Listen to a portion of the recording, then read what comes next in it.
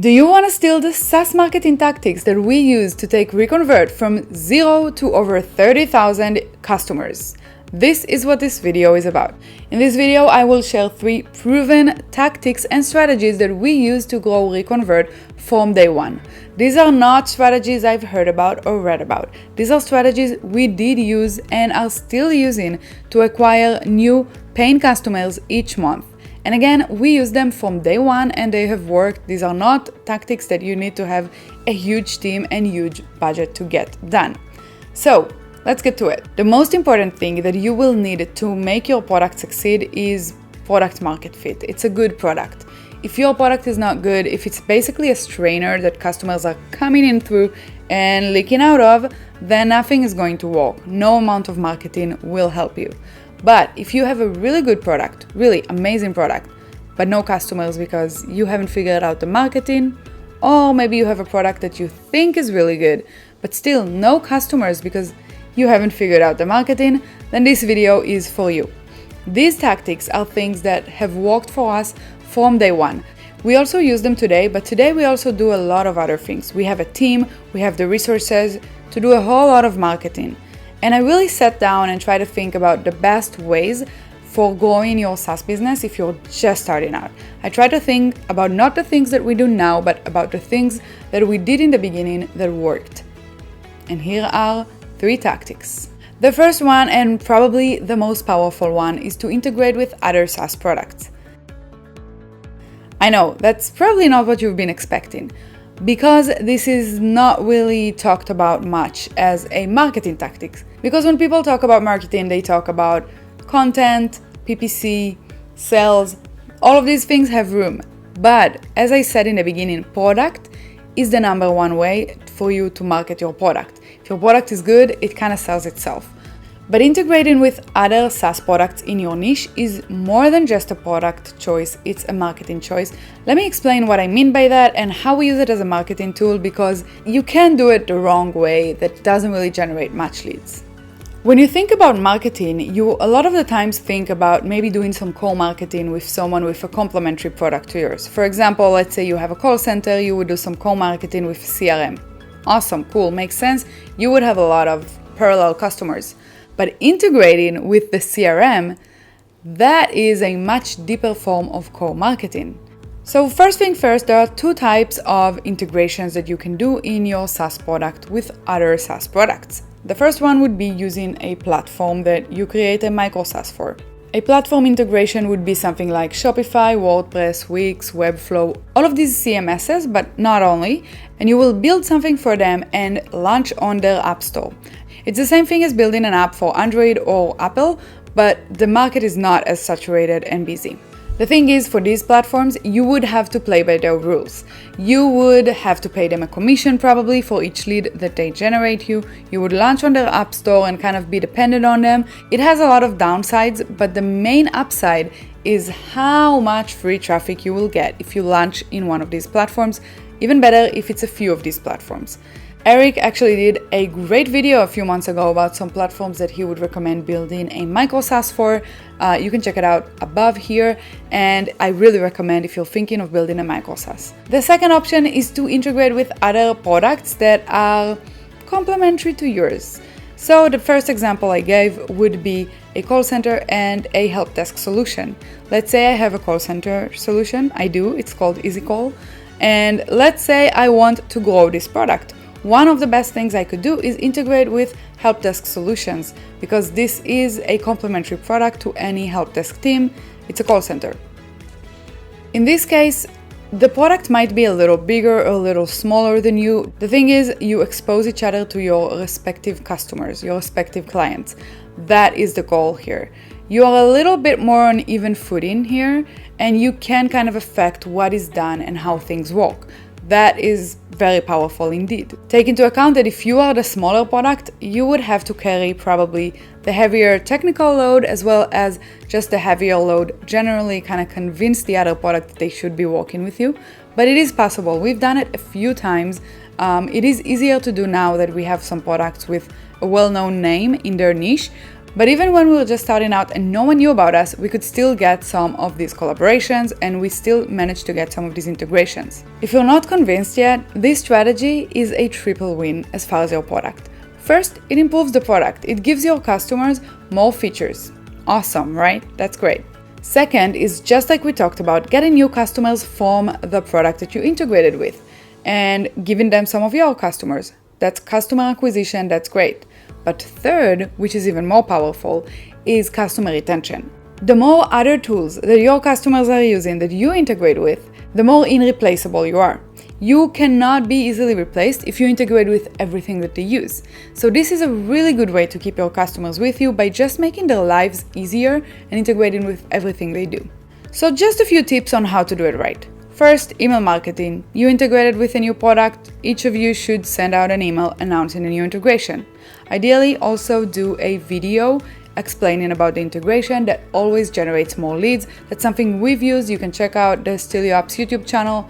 We have a video about each integration, and people searching for the keyword of the other app we integrated with also find our video, and it's a snowball. Create some blog content as well as help desk content to announce the integration and explain how to use that. Of course, good for SEO and good to help your customers understand how to use it. And lastly, make sure you list each other in your dashboards.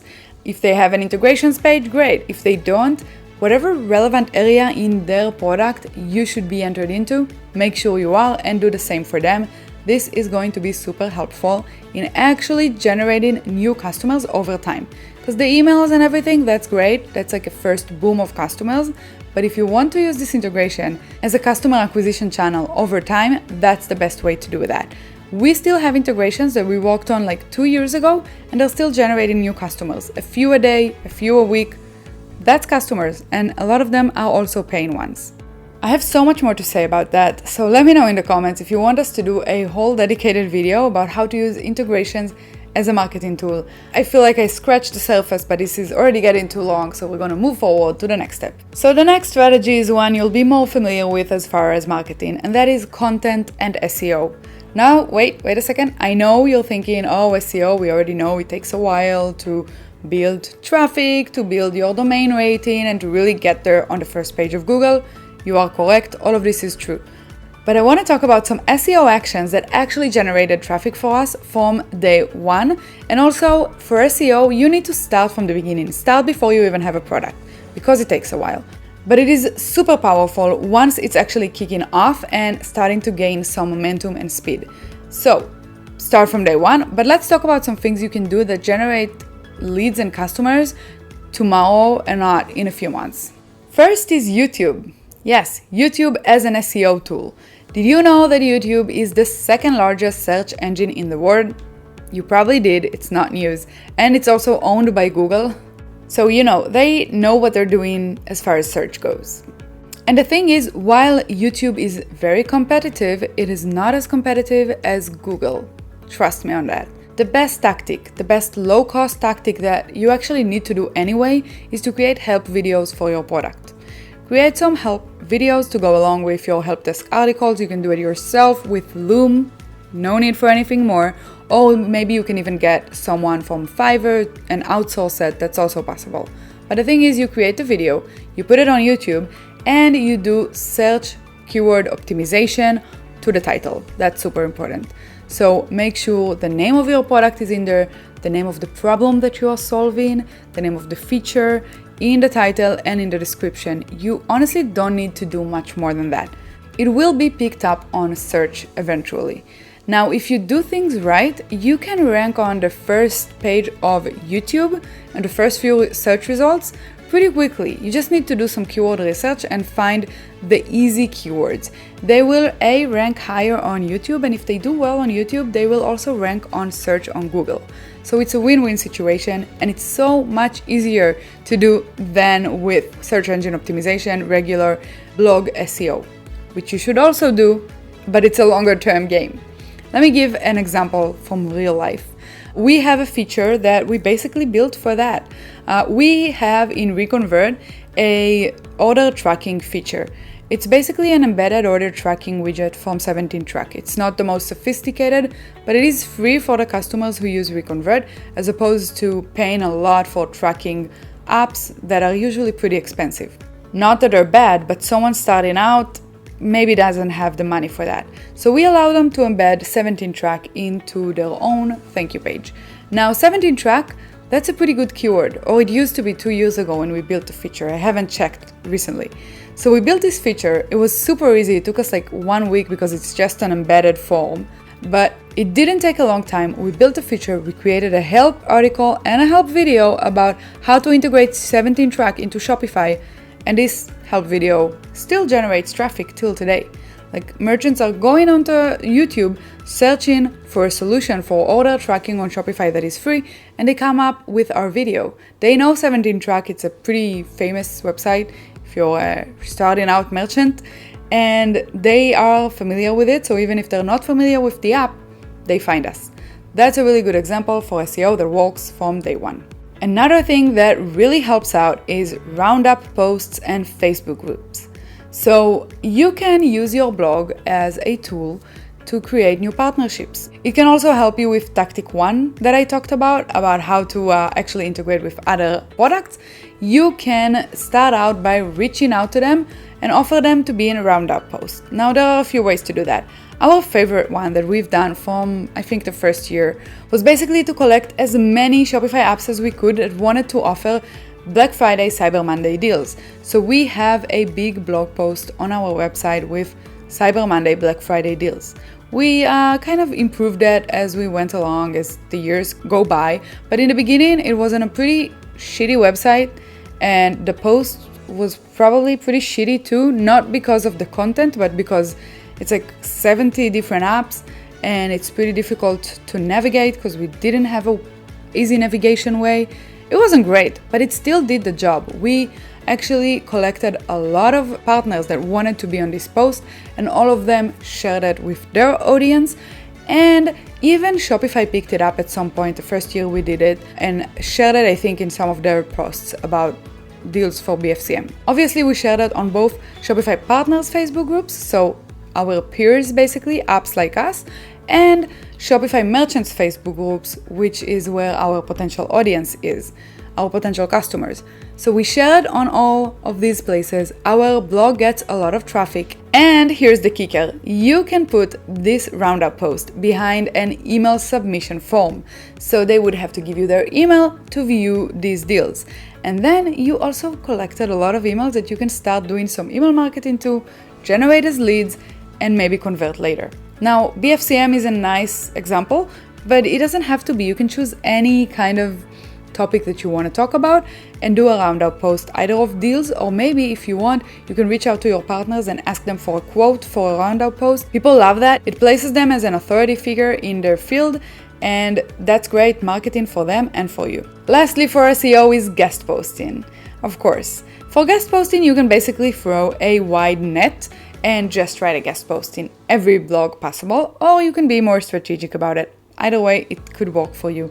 Try to find the blogs in your niche that are a high DR, that have a high domain rating, and that have an actual active readership, and try to write to them. Now, usually these blogs would have a pretty big requirements list. They would want you to have a really good blog post that doesn't try to sell your product, but actually provide value while mentioning your product. You know, we love to work with freelancers. There are really, really, really good writers that can do that for you. Even if you don't have the budget to bring in someone full-time, just bring in someone to write a few of these articles and publish them in these really big readership blogs. That's a really good way to A, get a really good link to your website, and that's good signaling for Google, and B, just get active readers to come to your website. And the last tactic that we have used and are still using is to advertise on blue ocean channels. I did not come up with the idea of blue ocean channels. I saw it in another YouTube video and I thought it was a really good way to refer to something we've already been doing. So, what are blue ocean channels? If you are familiar with the concept of a blue ocean, it basically means that instead of getting into a red ocean where everyone are at, for example, again, I'm going to give an example from Shopify because that's my field, but on Shopify there are a lot of customer product reviews apps, a lot. And yet, whenever someone wants to build an app for Shopify, that's one of the first ideas that they have, I guess because it's the one that is most obvious and makes sense for an e-commerce store. That's a red ocean. There is a lot of competition there. A blue ocean would be finding a niche where there isn't really a lot of competition. The barrier of entry is much, much lower, and you can build a really good product that picks up very fast because you've chosen blue ocean areas. And this is not really a marketing decision, this is a product decision, a business decision of where you build to. A good example would be Reconvert, our app. When we first built it, there was maybe 1 or 2 apps for the Shopify thank you page, and none of them were as extensive, none of them focused on upselling, so we really brought something new to the table, and that's why the product picked up so quickly. Now a lot of other products are trying to do the same and not always succeeding because it has become a red ocean. The competition has grown with good and bad products. We have a lot of good competition, unfortunately. So what are blue ocean channels? If you haven't guessed yet, that refers to paid marketing. So let's say you want to run display ads or PPC or whatever. You can do that on Facebook, which is super expensive. You can do that on Google, which can be super expensive as well. Or you can go and look for the platforms where not as many people are advertising on. And there might be smaller platforms. They might give you less traffic, but they might give you ROI positive traffic, as opposed to Facebook, where it's really difficult to be ROI positive from the beginning. You kind of need to figure it out. So what we like to do is, we look for the places where our customers are at. So we are doing Shopify apps. It's kind of easy. On Shopify. Shopify launched, I think, 2 years ago, an ads platform inside the App Store, so we advertise there. It's not necessarily cheap, actually. Advertising there is pretty expensive, but we have our strategy. But that's not it. We also advertise on Bing because, it's much cheaper than Google, and especially if your product is not something for very technical people, then Bing could be perfect for you, because most people who use Bing are not super technical. Like if you're advertising about an NFT product, then maybe that's not the best place, because I don't know if they would know what NFT is. You can advertise on Reddit, on Pinterest, on TikTok.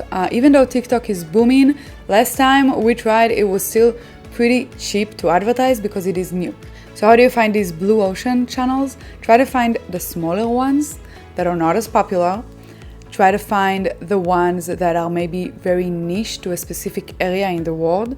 Like Asia, they have a lot of their own platforms, and if that is relevant and these are customers that are relevant to you, you might get cheaper traffic from them.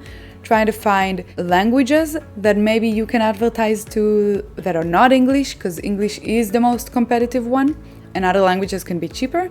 And try to find new platforms. So every few years a new social media comes up, a new big platform comes up. Go and be all in on that, on the new one, and see what traffic you can get. Again, when we started advertising on TikTok, I think they didn't even charge us for a while because of some bug on the system. But whenever a new platform launches a new advertising tool, be there and try to advertise there. So these were my 3 tactics. I know this video ran a little longer than I planned. Again, I just have so much to say about each one of these. In fact, I have another video talking about how to get your first 100 customers. You can check it out right here. It has some other great growth tactics. And if you don't want to, this is what YouTube thinks you should watch.